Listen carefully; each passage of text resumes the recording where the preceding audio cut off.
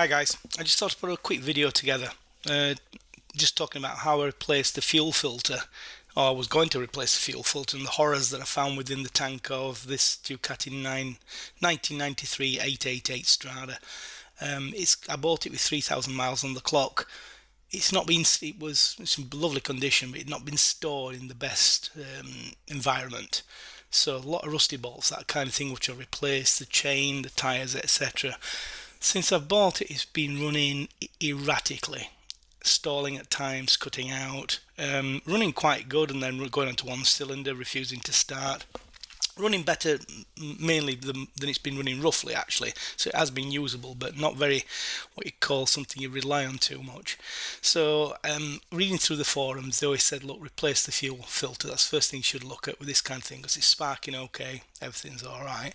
So I thought, okay, let's replace the fuel filter, and then you can see the horrors that awaited me. So first of all, remove the sort of upper cap. There's just the 3 bolts, remove that. Then of course seal over the filler entrance itself, because there's some small Allen screws you've got to take out, which I'll just cover that in a moment.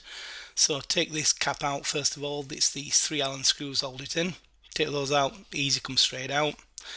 Then remove these small Allen screws around the perimeter. I would definitely seal this hole up. You don't want these things going into the tank, so seal it up, make sure that you got it covered. I bagged those, of course, so you can see that I've taken them completely out. A few people on forums say you can just unscrew them part way, but I took them completely out of there. Okay, and then we're into the fuel tank itself. On first glance you can see the filter's brand new and the fixings have been replaced. So I almost, looking at that, thought, okay, there's nothing to do in here, and I almost put everything back together, which I'm glad I didn't as you look through. This little white unit here is called the degasser, and the astute among you might notice that that pipe's actually connected incorrectly. That's not the running problem, but that's not right, and I'll cover that later. Okay, so what we do first of all is detach this side of the fuel line from the sort of inbuilt metal lines within the tank.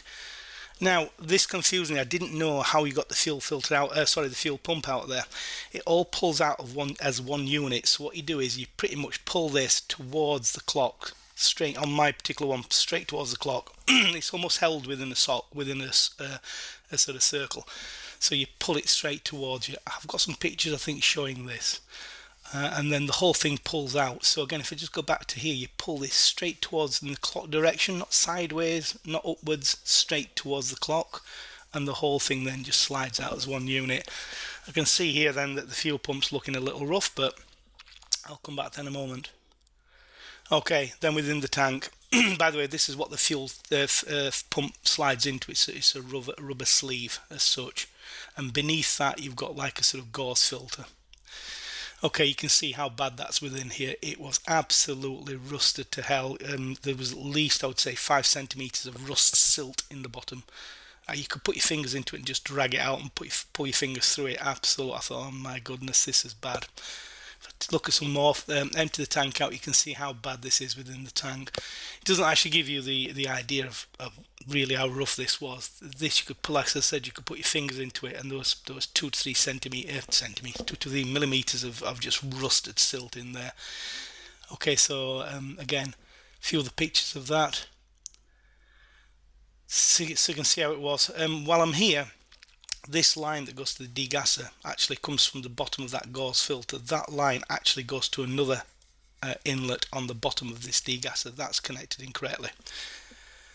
Okay, so that's the degasser itself. So what I'm saying is that line, if I go back again, that line, or this pipe from the bottom of that gauze filter comes and it actually connects to this bottom one here.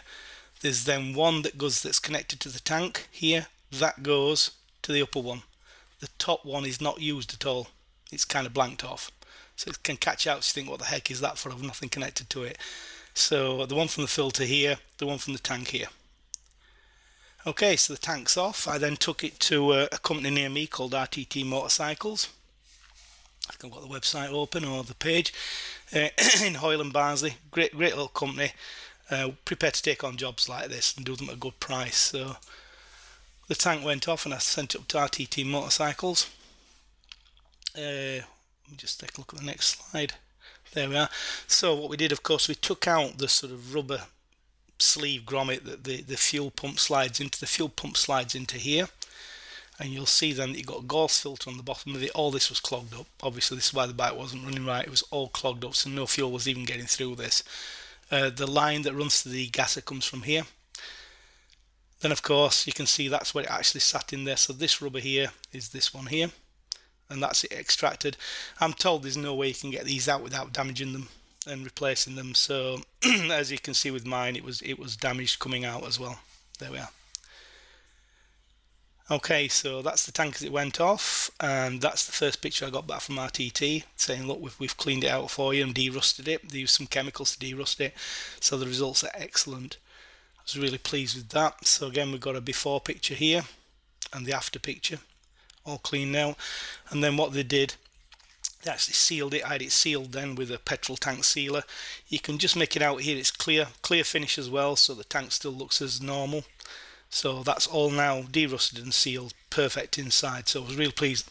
That cost me 150 quid, which I thought was a superb deal for cleaning that out. I was really expecting the worst. I was expecting £300 or £400 to fix that, and seal it, but 150 quid. Great company, great job. Okay, then we'll look at buying some new parts for it. I got the new filter for the bottom, new gauze filter. You can see here, that's the part number if you're looking for it. This is a 1993 888. While it's not listed here as being suitable for the 888, that is the part number for the 888. Then buying the actual new rubber sleeve. These have changed in design a little, but this is the product that you buy. This one here, Google it and buy it online. That's the number. It replaces this one. These are the Ducati part numbers, the old 888 ones, but this part replaces it, and it does work, trust me. So it fits our 888 models. Okay, and that's really how it goes back together. That whole unit then slides through the sort of metal opening and connects itself in. A lot of people said to me, as I was doing this is really difficult to get in, use a bit of washing liquid, all that kind of stuff. What I did on this is I used two-stroke oil. So I really smothered this in two-stroke oil, this unit here, and then slid it into that metal opening, and it sort of went in, and quite easy actually, and slid down. You do put the actual gauze filter on this before you actually put it in as well. So the gauze filter is attached. Let me just go back to that gauze filter. So that gauze filter here, oops, this whole unit, you put it together before you put it into the tank. So you put that together. Okay, smother it in two-stroke oil, well, particularly this rubber side here, and then it slides into position like so. You can see the gauze filter is below that. This line here from the gauze filter comes up to that degasser at the bottom. Okay, and then that you can see that's how it's fixed in there, like so. Just a few of the views looking on that. Right, then we can look at the fuel pump. So buying the fuel pump, if you go on eBay, there's a mind-blowing selection of different pumps you can buy here. A lot of these are the wrong size for my Ducati 888. The pump diameter of mine was 37mm diameter. It was a Bosch one that was in. There's a few options you can use to replace it. On the forums, guys have used these here and the other ones. Where are we? But I used the Ducati Bosch one, like so, because it's the correct length, correct diameter. It was the one that was in the bike, so I decided to use that one as the replacement for mine. Okay, so that's the one there. Again, you can see if you're looking for the part number, that's the part number. That's the price actually. That was from Amazon. On eBay they're asking like 100 quid for these things, so I thought it's quite a good deal for that. You can see then that's the new unit all put back together. New lines, new fixings, new filter. These filters are just standard, these ones here. And then that then slides into the rubber we just placed into the tank.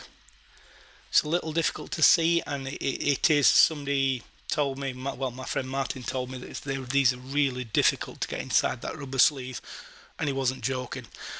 I've never had a baby, but we'd think it's like having a baby. You kind of, once you've actually got it started, it goes in and it just plops in. But to get it started in there is very, very difficult. So again, smothered it in two-stroke oil, got it. Once it went in, there's another kind of internal rubber that you've got to get past as well, and then it plops in and sits into position. You know when it's there. And I think I've zoomed in on the next one so you can see, look, that's the rubber, and it's down, and it's actually just below, it's in like a recess, so you know it's sitting really well in there. Okay, back together then. So what we do is connect that to the top line here. The degassers all connect together. That's the one that comes from the external pipe from the tank to this side of the degasser. The one from the fuel filter on the fuel pump goes to the lower one here. This one's got nothing. This opening here is just the breather to the tank top, sorry. So that's connected up easy enough, that one. Then stuff back on. This is a lot of people say it's a bitch to get on this one. It is the outside rubber seal here, but it's quite. I didn't find it too bad actually. Well, that wasn't the worst part in doing this. Put it together. To get it in, just place it in position and just really force it down, and it plops into position around the sort of rubber seal that comes with it. To get it out, when I took it out as well, you've got to sort of just, with force, pull it up back, put your hands inside the lip and pull it with your hands, and it'll plop out. Again, on the forums, some guys said there's a real problem getting these out. I'm talking about this outer ring here.